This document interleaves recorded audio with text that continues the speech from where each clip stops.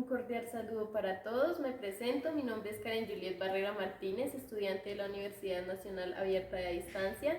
Pertenezco al programa de licenciatura en lenguas extranjeras con énfasis en inglés. A continuación realizaremos una encuesta a la docente Claudia Valderrama respecto a la tarea número 2 del curso didáctica. Primera pregunta, ¿qué cualidades debe tener un profesor de inglés? Excelente pregunta. Creatividad, expresarles bastante confianza a los estudiantes, ser muy comprensivo porque no todos tenemos la misma necesidad ni el mismo nivel para el aprendizaje de inglés. Entonces creo que una de las características principales que debe tener el docente de idiomas es ver con qué habilidades cuenta el estudiante para el aprendizaje. Ok, muchas gracias. Bueno, la segunda, ¿cómo se prepara para dar una clase? Analizo mucho el grupo que me corresponde. Yo salto de un grupo a otro, estoy en sexto, luego paso a séptimo, luego paso a 11.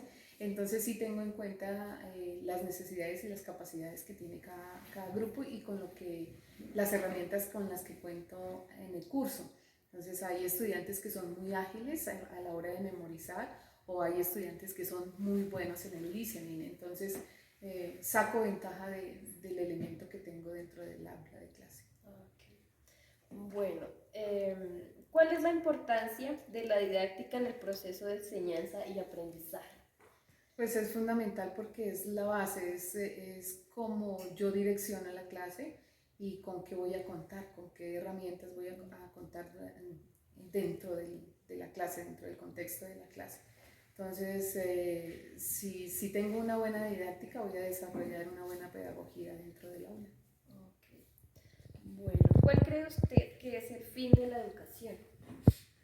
El fin de la educación para mí es que mis estudiantes sean estudiantes propositivos, que no se resignen a lo que nosotros como docentes les podemos dar, sino que vayan más allá. Entonces, que sean propositivos, que sean creativos y que aprendan a resolver sus propios problemas por sí mismos. O sea, que no esperen que el docente llegue y les dé todo, sino que sean bastante competitivos. Quinto, ¿cómo considera que se deben motivar a los alumnos en el aprendizaje de la lengua inglesa? Ay, esa pregunta, Karen. Mover voluntades es difícil, pero para mí como docente y en el transcurso de mi trabajo he aprendido que mover voluntades es lo más complejo que puede existir. Y el aprendizaje de un idioma viene desde la voluntad. Entonces, si tú no tienes la voluntad de aprender, es muy complejo, muy complejo. Creo que la motivación es fundamental. Entonces, como tú le llegues a tu estudiante, él va a amar o a odiar tu asignatura. Interés por ese aprendizaje. Okay, bueno. ¿Habla a sus alumnos todo el tiempo en inglés? ¿Sí o no? ¿Y por qué? Sí. Aunque tengo que a veces frenarlo porque pues el nivel por ejemplo en la institución en la cual trabajo, el nivel no es muy alto. Entonces tengo que también tener consideración con aquel que o no le gusta o no tiene la voluntad o realmente le es muy complejo aprender, ¿sí? No todos nacimos para aprender el otro idioma, ¿sí? Entonces trato de que la mayor parte de la clase sea en inglés porque es una parte fundamental para la motivación, precisamente. Okay, vale. Bueno, frente a su vocación como docente, ¿qué considera que es lo más difícil de lidiar con alumnos y qué es lo más divertido de lidiar con ellos? Lo más complejo, lo que te decía anteriormente, el mover la voluntad para el aprendizaje, ¿sí? Y el que le vea la importancia, porque es que nosotros estamos acostumbrados a que como no tenemos la necesidad para comunicarnos en el segundo idioma o en la lengua extranjera, pues eso pasa desapercibido, ¿ya? Y lo hacen sobre todo por la nota.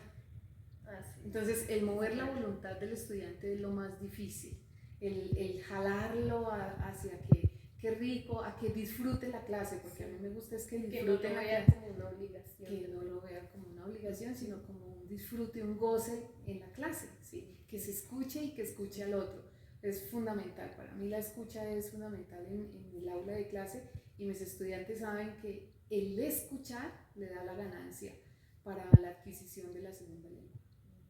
Y lo otro de que me preguntabas, que lo más divertido es eso, ver cómo se retan, cómo aprenden a hacerse solidarios, pero también aprenden a respetarlo como es cada uno, ¿sí? Entonces eso es lo que me lleva y me motiva a mí también.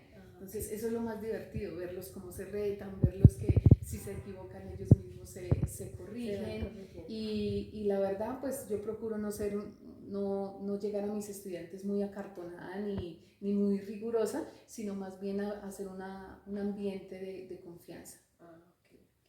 Bueno. Octava, ¿hay algo que le gustaría enseñar en sus clases y no puede? Algo que me gustaría enseñar en mis clases, si no puedo, sí, muchas cosas. Dentro de ellas está un pensamiento más libre. Considero que el bilingüismo en Colombia todavía lo restringe a uno mucho en las clases, en que el estudiante no se manifieste más libremente, un pensamiento más libre, más crítico, por la misma rigurosidad del pensum, ¿sí? Sí. Entonces hay cosas que uno no puede dejar de ver y hay cosas que uno tiene que dejar de lado para cumplir. Entonces eso es triste. Sí, claro, sí, señora. Bueno, noveno, ¿cuál considera que son las principales funciones de un docente en lenguas dentro del aula de clase? El guiar, el orientar en la enseñanza, sobre todo el despertar la escucha en los estudiantes, porque es que la debilidad de la escucha no está solo en la parte de la lengua materna, ni en nuestra cotidianidad, sino está en todo. Y la escucha es fundamental. Yo les digo a los estudiantes, si tú escuchas lo que te estoy preguntando, tienes parte de la respuesta, porque ahí está. ¿Sí?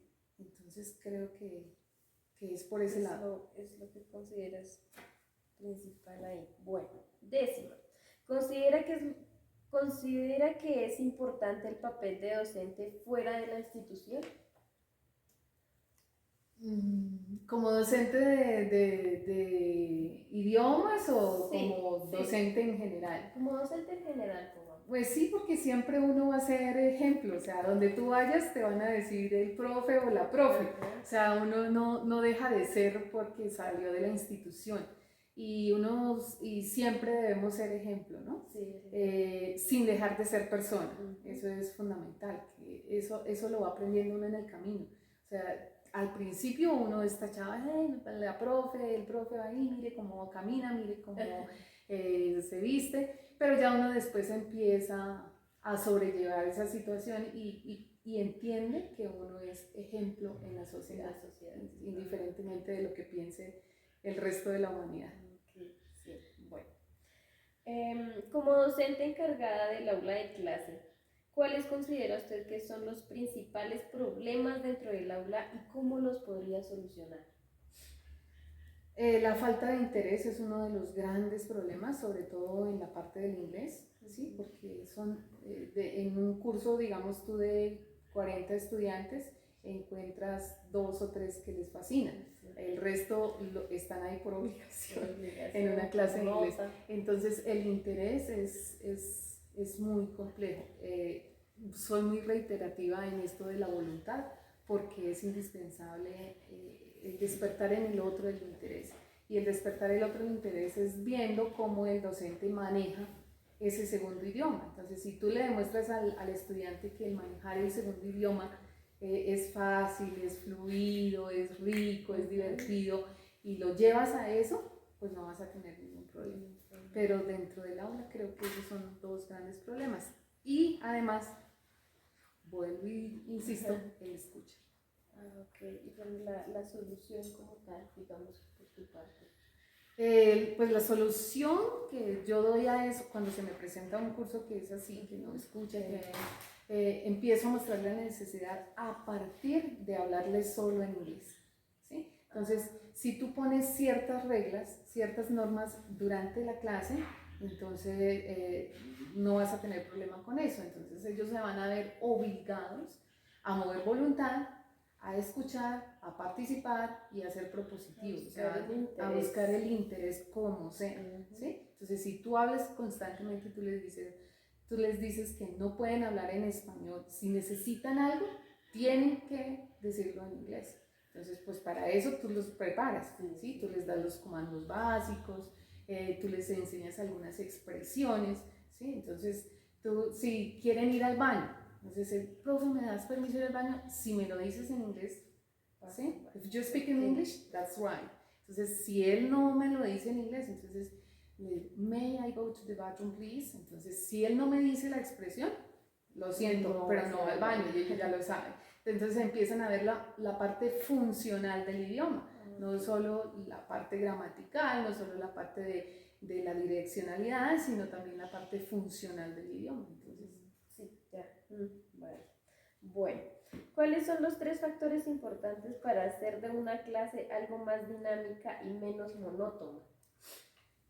El juego. Para mí es el juego, jugar con ellos es importante, pero jugar utilizando el idioma, ¿sí? El divertirse con el idioma, no volverlo una camisa de fuerza, sino el volverlo práctico, ¿sí? Que ellos vean, oiga, sí, mire, si yo aprendo inglés, mire, hay cositas que el otro día un estudiante me decía, profe, me encontré con un suizo allá arriba, en el centro, en el pueblo, y él me preguntó algo, y yo me asusté, pero él después se dio cuenta que yo estaba asustado y me empezó a hablar despacito, y yo no entendí algo de lo que tú nos decías, profe. Entonces es eso, que él aprenda a ver la practicidad del idioma, y también que lo aprenda a ver no de una manera muy cuadriculada, sino divertida, el disfrute. El roleplay a mí me funciona mucho, yo utilizo mucho precisamente el teatro para el trabajo en clase de inglés, ¿sí? Que ese roleplay a ellos les sirva como sustento, como soporte para el manejo del idioma. Okay, vale. Bueno, ¿qué motivaciones los llevan a ser docentes? Vivir el disfrute de la vida, el ver a los chicos frente a uno y todo lo que uno aprende de ellos, porque es que eso es mutuo. Sí, todo, esa energía que lo llena uno de los chicos, eso motiva. Entonces, y motiva el ver que van avanzando, ¿sí? Que van step by step, que van avanzando en el camino, eso es fundamental. El verlos que ellos mismos se retan, eso es un reto personal. El aprender una segunda lengua es un reto personal.